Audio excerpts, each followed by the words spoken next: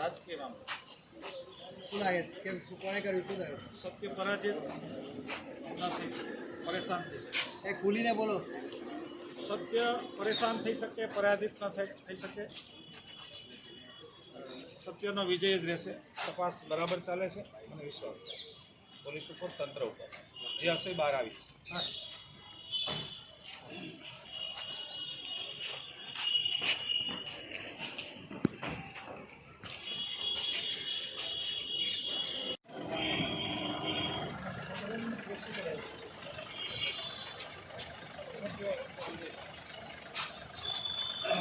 બોલતો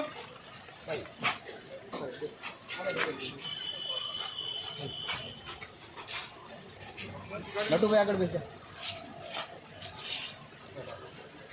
હા બાજુમાં નહીં ચાલશે. આ છોકરાને બેસાડો ભાઈ. નટુભાઈ આગળ બેસો. તું પાછળની ગાડી બેસ. તમે પાછળની ગાડી બેસ. બંધ કરી દો સાહેબ. હાથ લઈ લેજો.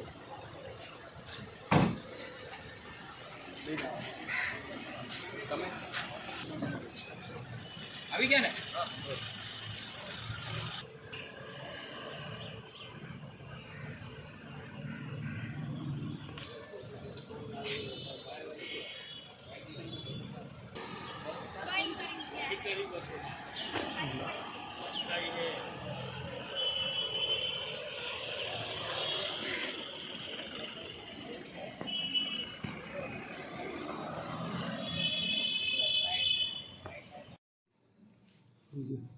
जी स्टार्ट सर. भरूच में मनरेगा योजना में किसी तरह की गैररीति हुई है, इसका डाउट आते ही डीडीओ श्री भरूच ने एक प्राइमरी इंक्वायरी शुरू की. ये प्राइमरी इंक्वायरी भरूच के 56 विलेजेस में शुरू करी गई, जिसमें से प्राइमरी लेवल पे 11 विलेजेस का उन्होंने सर्वे किया और उनको पता चला कि इसमें गवर्नमेंट मनी साइफन हुआ है, और वो भी गलत तरीके से. उस कंटेक्स्ट में उन्होंने भरूच पुलिस को एक कंप्लेन दी, और उस कंप्लेन के बेस पे भरूच शहर ए डिवीजन में एक एफआईआर दर्ज हुई. Forge document, siphoning government money illegally और एक कॉन्स्पिरेसी.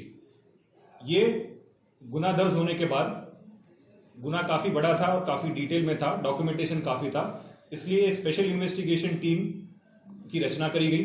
उस स्पेशल इन्वेस्टिगेशन टीम को सुपरवाइज कर रहे एक डीवाईएसपी और इन्वेस्टिगेटिंग ऑफिसर हैं आरएम मसावा.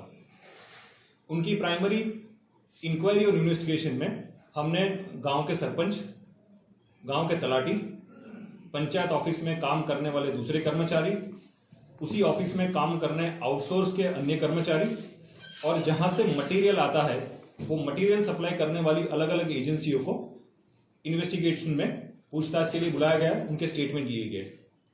ये स्टेटमेंट लेने के बाद हमारी टीम उस जगह पे गई जहां पे ये काम नहीं हुए हैं, या आधे हुए हैं, या उसमें कुछ और तरीके का प्रॉब्लम क्रिएट किया हुआ है. उस जगह पे जाके उसका पंचनामा करने के लिए पूरी प्रोसेस करी गई, और टेक्निकली ये पाया गया कि जो मटेरियल यूज हुआ है वो मटेरियल जिस तरह से बिल रखे गए उस तरह से नहीं है, एक. और दूसरा, वो बिल में जो मनरेगा योजना के अंदर रेशियो होता है 60:40 का, वो रेशियो मेंटेन नहीं किया गया. कहीं पे काफी सारा मटेरियल यूज किया गया, कहीं पे मैन पावर की जगह मशीन पावर यूज करके काम किया गया, और कहीं पे काम ही नहीं हुआ है. इस कंटेक्स्ट में प्राइमरी हमारे जो दो एजेंसीज थी, जलाराम एजेंसी और मुरलीधर एजेंसी, इन दो एजेंसी के प्रोप्राइटर जो अभी भाग रहे हैं, उनकी सारी डिटेल हमने इकट्ठा करी. सारे गवर्नमेंट मनी जिस जिस अकाउंट में गए, वहां से कहां साइफन हुए, ये सारी डिटेल हमने आइडेंटिफाई करी, और बाद में हम नतीजे पे आया कि इसमें मात्र ये दो एजेंसी नहीं, अन्य काफी लोग भी शामिल है. इसीलिए पूरी डिटेल इन्वेस्टिगेशन के बाद हमने कल रात को सोमनाथ से हीरा जोटवा नाम के आदमी को अरेस्ट किया है, जो ये एजेंसीज किसी और के नाम से चला रहे थे, और ये जो गवर्नमेंट मनी है वो उनके और उनके रिलेटिव के अकाउंट्स में ट्रांसफर हुए हैं. उसके अलावा कल ही एक टेक्निकल सुपरवाइजर है हासोट तालुका का, जो ये सारे फॉर्ज डॉक्यूमेंट बनाता था, गलत साइंस करता था, और ग्राउंड के ऊपर काम खत्म हो गया है वो गलत तरीके से बता के गवर्नमेंट में रिपोर्ट करता था, और फिर गवर्नमेंट पैसे रिलीज करवाता था. ये बंदा है राजेश टेलर.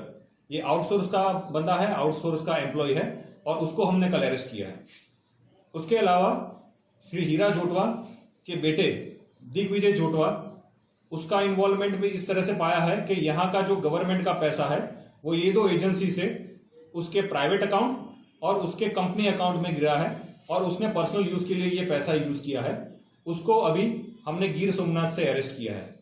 अभी तक इस केस में 3 लोगों को अरेस्ट किया गया है और हमारा एविडेंस पॉइंट ऑफ व्यू, गलत जॉब कार्ड बनाना, जो जिन लोगों ने काम नहीं किया है उनकी साइन लेके उनके अकाउंट में पैसा डालना, उस अकाउंट से पैसा दूसरे अकाउंट में डालना और वहां से पर्सनल यूज के लिए डालना, इस तरह से पूरा जो गवर्नमेंट मनी इलीगली साइफन हुआ है, पूरी चैनल हमको मिली है और उस बेस से हमने 3 लोगों को अभी अरेस्ट किया है। आगामी समय में और जिन जिन का इन्वॉल्वमेंट आएगा उन लोगों को इस केस में अरेस्ट किया जाएगा और उनके खिलाफ कार्रवाई करी जाएगी।